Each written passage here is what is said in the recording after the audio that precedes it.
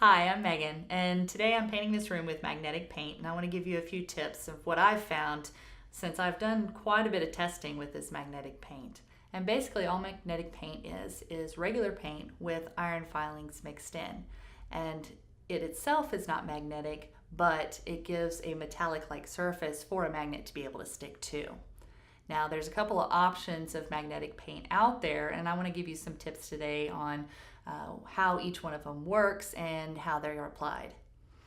So the first option is a pre-mixed.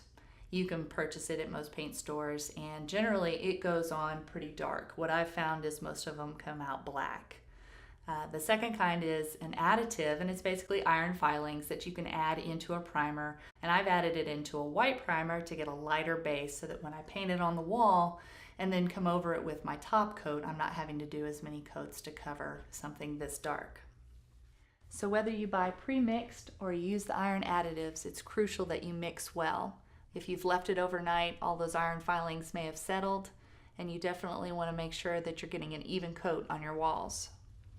You can find more information on my blog, but there's some important things you need to know about painting with magnetic paint. And the first of which is making sure you get enough of it on the wall. What that means doing multiple coats. Sometimes it can take 4 or 5 coats of the paint to make sure you've got a good concentration on the wall. The second thing that you need to know is that you want to test your walls in between coats to make sure that the magnet that you've chosen is going to actually adhere to the surface. And there's a couple ways that you can do this as well.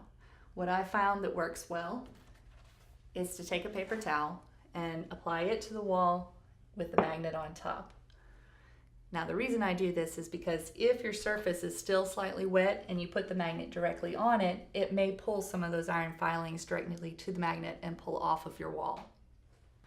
So let's talk a little bit more about the magnets themselves. It's important to have the right type of magnet as well as have it on hand before you start this process, because you're going to want to test it out in between coats to make sure that it's going to hold the frame or whatever it is that you want to hold onto the wall.